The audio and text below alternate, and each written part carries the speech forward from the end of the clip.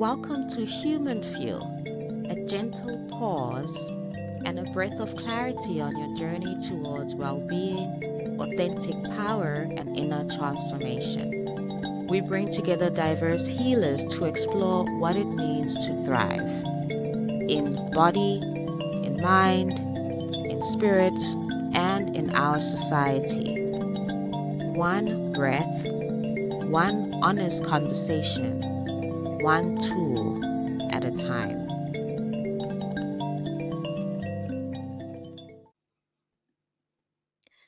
It's 2026. I'm in South Africa and wanted to start this episode by saying, wow, saze sako asbangane. South Africa is a movie. And as a psychologist, I have mental health questions. Firstly, what if the problem isn't that you're too emotional, but that your nervous system has been carrying too much for too long? What if your exhaustion isn't weakness? What if your irritability isn't just anger? What if your people pleasing isn't about being kind? What if your silence has no peace? And what if your body has just been trying to protect you because it feels unsafe? Modern life has got many of us not actually living. We are coping. Siya performer in South Africa's movie because kuningi. And we are all just trying to survive. Here's the scary part. Survival mode can look successful. You can still go to work, lead your team, parent, smile, post online, still show up for everyone else while internally we are fafi. And today, I want us to talk about the science of feeling safe. Welcome back to Human Fuel. You're listening to the Doctor of Joy, and this is episode 9.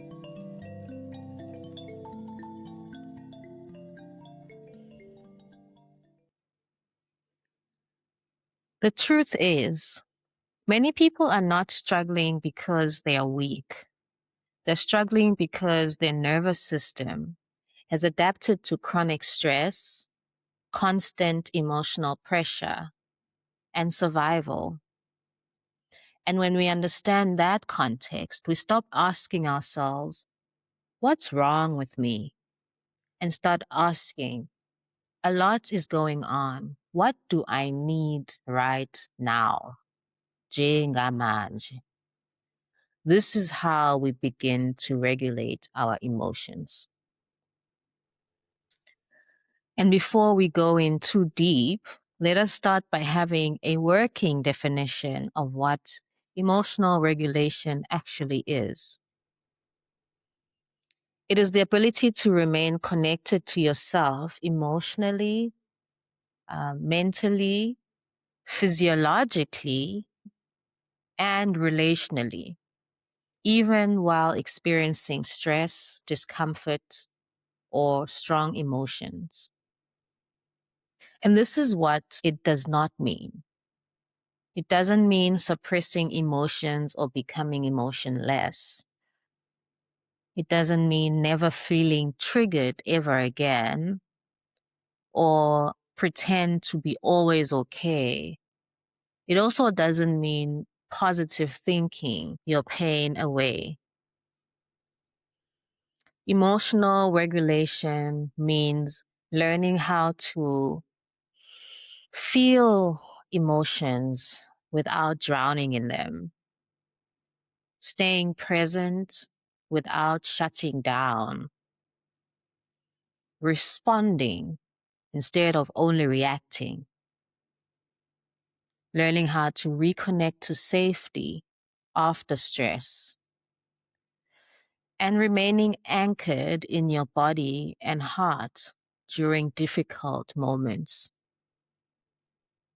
This is where heart intelligence enters the chat on the science of feeling safe. Over the last 3 years, I've been studying and practicing heart science. And let me tell you, we have really undermined the value of the heart.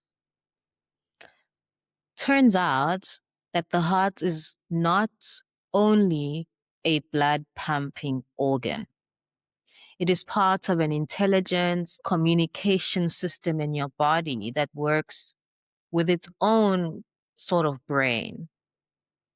And research is showing that the heart communicates continuously with the brain through the nervous system and physiological signals.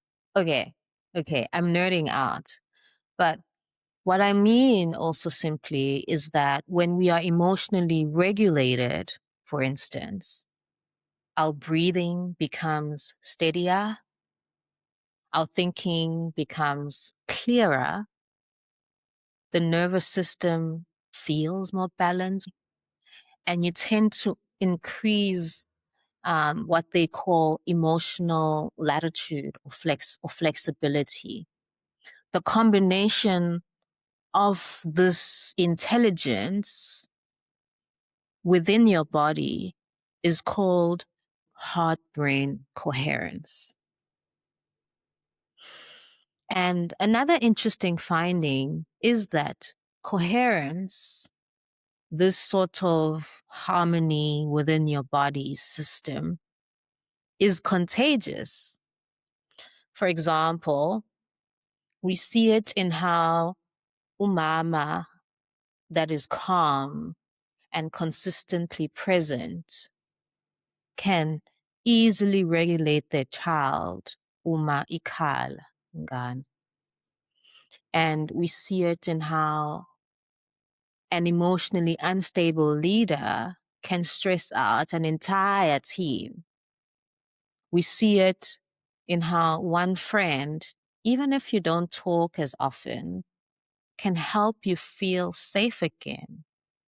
Ugcine uzikhiphe zonke izindaba zakho. And we see it also in how, in an emotionally turbulent relationship, you can keep your body in chronic stress.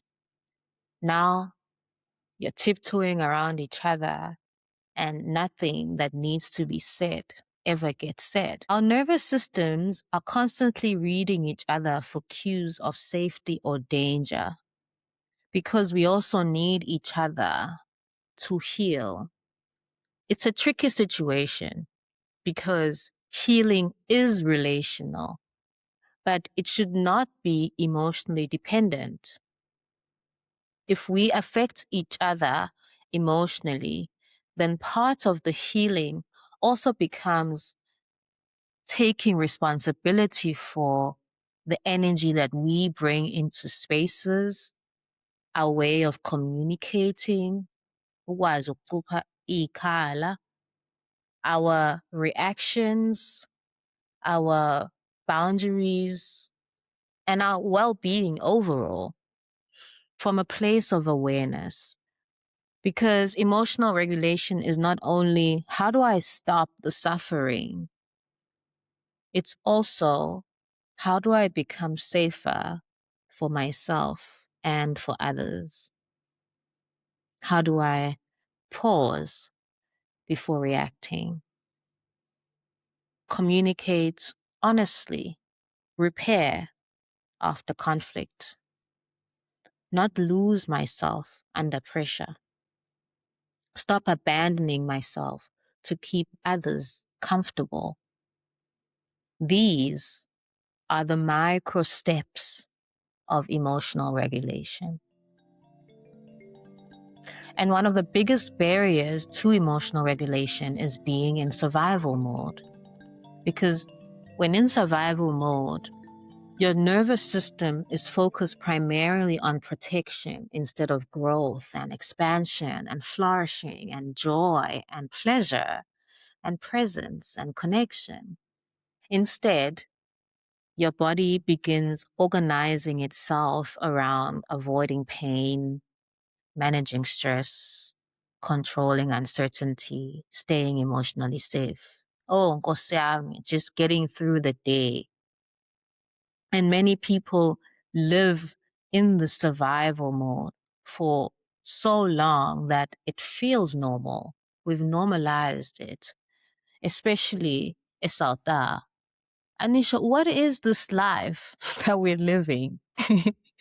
Iran, Lilo, this burnout and constant work stress, unemployment, worse, abantu bafundile bayagreda, amapara ngalana stealing copper in our backyards, instability. I mean, did you see the price of fuel these days? On top of intergenerational traumas and triggers, emakhaya ethu sisodwa, and the constant pressure just to keep going, just to hope for a better future.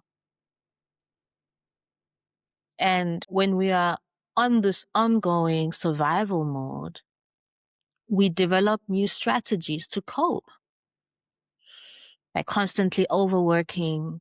And we are high performing individuals. Le, go corporate.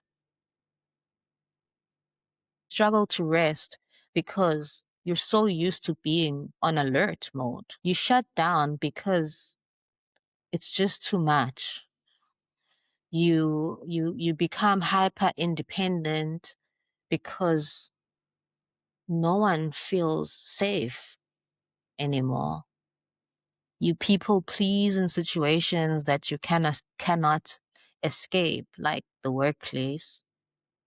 You tend to avoid vulnerability, even in intimate relationships, because abantu abathembakele these days, or you numb yourself through distractions. Again, you still can function, but internally, ubuwena, your sense of self, is quietly eroding.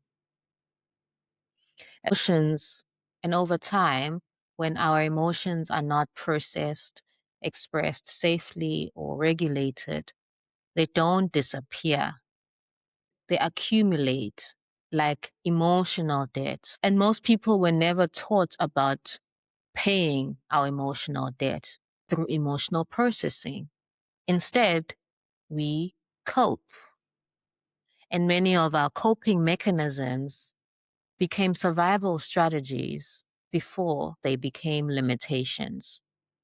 Dr. Bessel van der Kolk, in his book The Body Keeps Score, writes about how unprocessed trauma and stress live in the body, not just the mind. The body remembers what the mind tries to forget. So, this essentially means that emotional overwhelm and stress does not remain just a mental health issue. It affects your whole body. And because we're connected in our relationships, families, communities, it becomes a systemic issue and becomes collective strain. But let's go back to the individual, the person that we can regulate. So if the body keeps the score, how do we change the game? We don't just process pain. We need to learn to build states within ourselves where pain doesn't have to live unprocessed. We build what we call a sense of coherence. Earlier in this episode, we explained how heart-brain coherence is when different parts of ourselves begin functioning in harmony instead of chaos. These states of coherence happen at 3 levels: harmony within yourself, which is heart-brain coherence. When overwhelmed, our thoughts become scattered, our breathing becomes shallow, and the nervous system becomes dysregulated. When grounded, on the other hand, the body softens, our thinking clears, emotions become more manageable, and the nervous system feels safer. We get into harmony within ourselves through different rituals that we embed within our lives. And usually these require micro steps: slowing down, breath work, prayer and meditation, music, honest emotional expression, meaningful connection, and developing the practice to be still in your body. Uzilalele ukuthi umzimba wami uthini kunini. The second type of coherence looks at harmony between people. We call it relational coherence. Human beings constantly affect one another. This is because the human nervous systems continuously affect one another through emotional tone, facial expression, voice, behavior, and physiological regulation. In fact, before someone says anything, you can already feel them as they enter a room, whether it's anger, anxiousness, calm, emotionally heavy, or safe. This is why emotional regulation matters collectively, not just individually. And in many African traditions and indigenous villages across the world, the lifestyle of people regulated together through storytelling around the fire, ukuhlabelela and praying, ukuncokola, humor. Families sat around isithebe and shared a meal, collective grieving, and sleeping in the same shared spaces. It was the connection itself that became the medicine. And as families, communities, and a society like South Africa, there are some notes to take on that. The third level is global coherence, which looks at harmony in communities. Research is also showing us that human emotional states shape communities too. Fear spreads collectively, but so do compassion, hope, care, and healing. We see the sense of Ubuntu in South Africa still today. Communities gathering after tragedy through cell groups or ukhambelana, people feeding one another during hard times, ukunana ushukela kwamakhelwane, and even in collective resistance through our marches and protests. Because Ubuntu reminds us that healing is not only about fixing yourself, it is also about asking, what emotional energy am I contributing to the collective? Because we now understand that coherence, harmony, is personal, relational, and collective. The last thing I want to address is that feeling safe is not only about understanding your emotions intellectually. It's essentially about changing your relationship with yourself in small, consistent ways. Because nervous systems are shaped less by one big breakthrough and more by what we repeat and practice every day, what we ritualize. Emotional regulation, too, is not one big healing moment. Ta-da! It's rhythm. It's finding a beat that works for you. So the question is not, what's the perfect healing routine? The question is, what is sustainable for my real life? Is it pausing before reacting, reducing overstimulation, resting before burnout, asking for support earlier, leaving chaotic environments sooner, having emotional check-ins, honest conversation, or protecting your peace? Because what I'm learning is that your nervous system listens to your relationships, your pace of life, the environments you frequent, your boundaries, and how they feel in your body, your self-talk, and your daily choices. And growth is often subtle. But look at you becoming better at feeling safe in your own body. You recover faster now. You know how to pause and communicate more honestly now, instead of people pleasing being your default mode. You rest without guilt.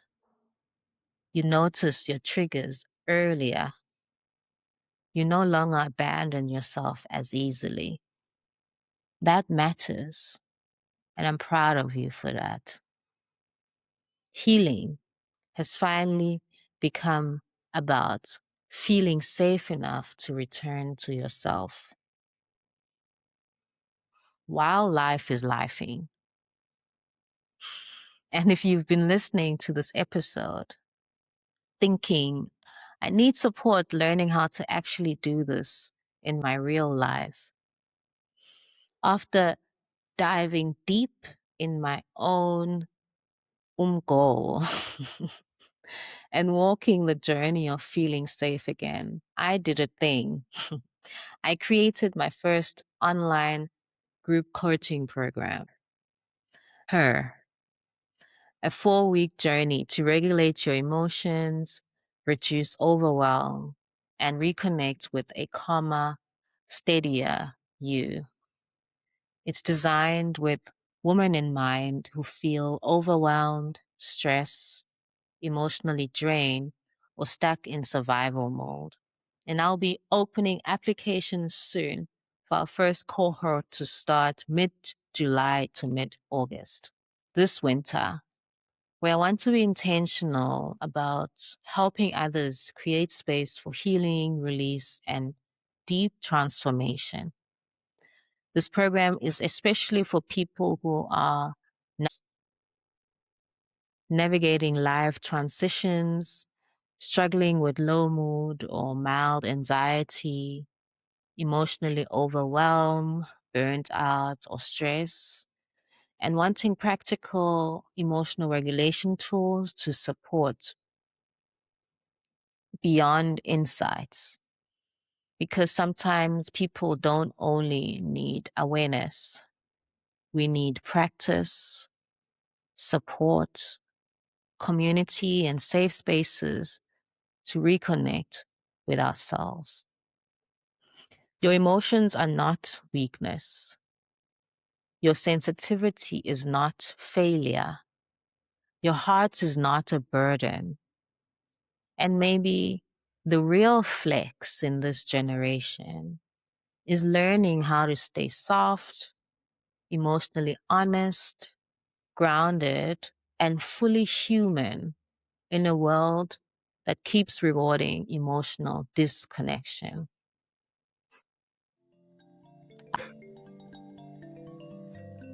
And that's it from me. I'll see you in the next episode of Human Fuel.